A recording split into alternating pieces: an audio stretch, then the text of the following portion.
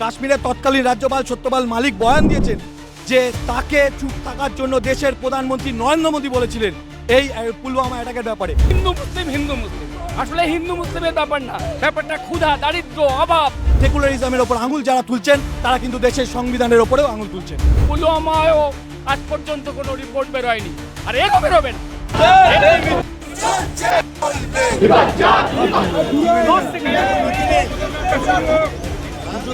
চলতি মাসে কাশ্মীরের পেহেলগামে পর্যটকদের উপর জঙ্গিদের হামলা এবং সেই হামলার প্রতিবাদে পথে নেমেছে বহু রাজনৈতিক দলও। তবে রাজনৈতিক দলগুলির মধ্যে একতরফা যে বক্তব্য রাখছেন যে এই দেশে হিন্দু হিসাবে বাঁচতে হলে সেকুলারিজম ছাড়তে হবে, এই বক্তব্যের পাল্টা বামপন্থীরা কি বলছেন? সত্যিই কি এদেশে বাঁচতে হলে হিন্দু হিসাবে সেকুলারিজম ছেড়ে দিতে হবে? কি বলছেন তারা, চলুন তাদের কাছ থেকে জেনে নেব। আপনারা যারা সেকুলারিজমের বিরুদ্ধে আঙুল তুলছে তারা কেউ প্রশ্ন করছে না যে এই জঙ্গি হামলা এত সুরক্ষা বলয়ের মধ্যেও কি করে হলো। তারা কেউ প্রশ্ন করছে না নরেন্দ্র মোদী গতকালকে সর্বদলীয় বৈঠক হয়েছে, কিন্তু সেখানে নরেন্দ্র মোদী দেশের প্রধানমন্ত্রী উপস্থিত ছিলেন না। তার কাছে গুরুত্বপূর্ণ হয়ে গেল বিহারের নির্বাচন। তিনি বিহারের নির্বাচনের প্রচারে গেলেন, কিন্তু তিনি সর্বদলীয় বৈঠকে এত গুরুত্বপূর্ণ বিষয় যেখানে দেশের সুরক্ষা বিঘ্নিত হচ্ছে, দেশের অভ্যন্তরে জঙ্গিরা এসে আক্রমণ করছে, সেইটা তার কাছে গুরুত্বপূর্ণ পেল না। এই প্রশ্ন যারা করছে না, এই বিষয়টাকে ঢাকার জন্যই তারা সেকুলারদের ওপর আঙুল তুলছে। গাফিলতির কথা ইতিমধ্যে কেন্দ্র স্বীকার করে নিয়েছে সর্বদলীয় বৈঠকে। হ্যাঁ, কিন্তু সাথে পাশাপাশি এটাও বলতে হবে, এই অমিত শাহ গত 8ই এপ্রিল বললেন যে কাশ্মীরের সাম্প্রদায়িকতা সন্ত্রাসবাদের কোমর ভেঙে দেওয়া হয়েছে 370 ধারা উঠিয়ে যাওয়ার পর, নোটবন্দি হওয়ার পর।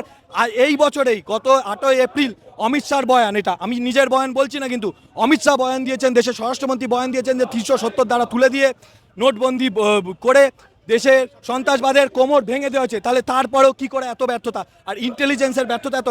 আচ্ছা, অমিত শাহ স্বীকার করেছেন, খুব ভালো কথা, অন্তত স্বীকারটুকু করেছেন নিজেদের দোষ। এবার আমি বলি, গত 2019-এ পুলওয়ামা অ্যাটাকের কথা।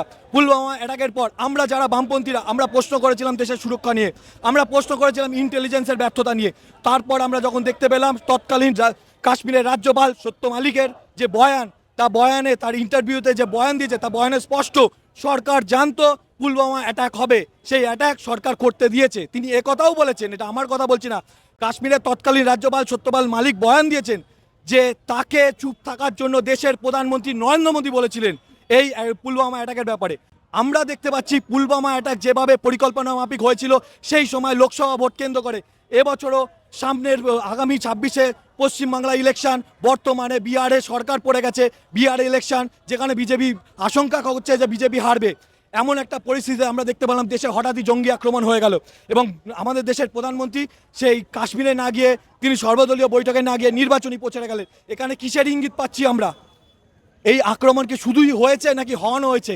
যে ভুল ত্রুটি ইন্টেলিজেন্সের হয়েছে, যে ব্যর্থতা স্বরাষ্ট্র দপ্তরে, সেটা কি হয়েছে না হওয়ানো হয়েছে? এই প্রশ্নও তুলতে হবে। এই প্রশ্নগুলোকে ঢেকে দেওয়ার জন্যই, সরকারের ব্যর্থতাকে ঢেকে দেওয়ার জন্যই সেকুলারিজমের ওপর আঙুল তোলা হচ্ছে। আর পরিষ্কার ভাষায় আমরা বলতে চাই, সেকুলারিজমের ওপর আঙুল যারা তুলছেন তারা কিন্তু দেশের সংবিধানের ওপরেও আঙুল তুলছেন। বেকারত্ব, কর্মসংস্থান নাই, লক্ষ লক্ষ ছেলে বেকার হচ্ছে আরও বেশি করে।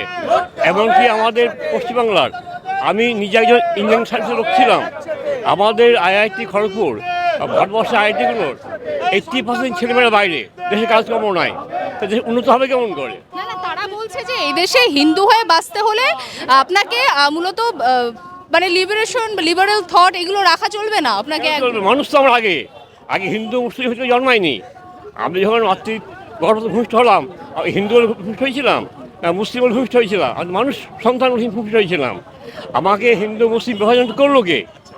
আমাদের পৃথিবীর সাম্রাজ্যবাদী শক্তি অ্যাট এনি কস্ট চাই মানুষের বিভেদ তৈরি হোক, তাদের মুনাফা ঘটার জন্যে, যে মানুষ ইউনাইটেডলি তাদের বিরুদ্ধে সঠিক চিন্তা ভাবনা করতে না পারি। আমরা ধরো আমি বাইরে এসেছি, আমার বয়স 75 বছর, আমার ছেলে ভাবছে বাবা গেল ফিরে তো আমার সুস্থ হয়ে, আর বামপন্থী মিটিংয়ে গেল, কেউ চর্থা মেয়ে অজ্ঞান করে দেবে না তো?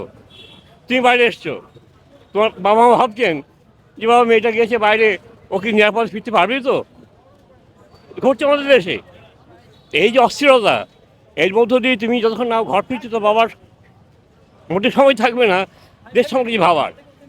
ধরো আমি আজকে দেখছিলাম, আমি মশারি বাজার করি, গত মাসে আমার 450 ml একটা লাগে, শাড়িমান একটু তেল গত মাসে যাকে নিয়েছিলাম এ মাসে 30 টাকা প্রিন্ট দিলাম বেশি। কেউ লক্ষ্য রাখে কেউ, তো দেখো কেউ। ধরো আমাদের বড়লিন ছয় ব্যবহার করে 100 গ্রাম ডিব্বায় 30 টাকা দাম বাড়িয়েছে। এই প্রতিনিয়ত যে মুদ্রাস্ফীতি হচ্ছে, মুদ্রা ক্ষয় হচ্ছে, যার ফল দাম বাড়ছে, এটা সাধারণ খবর রাখেন না। যার খবর রাখেন তাদেরকে যাতে এই খবর দেখি খবরটা প্রকাশ না দেওয়া যায়, তাহলে চাপ সৃষ্টি করা হচ্ছে নানাভাবে। রাজনৈতিক চাপ, সত্যি কথা বলা যাবে না। এখন সত্যি কথা বলতে আমার ভাষায় আমাদের রাষ্ট্রের 6টা কালচার: মিথ্যাচার, ভ্রষ্টাচার, অত্যাচার, অনাচার, ব্যভিচার, থ্রেড কালচার। এই নিয়েই চলবে আমাদের রাষ্ট্রটা। বিভিন্ন জায়গায় প্রচার করা হচ্ছে যে এই দেশে হিন্দু হয়ে বাঁচতে হলে সেকুলারিজম ছাড়তে হবে, আপনাদের কি মনে হয়?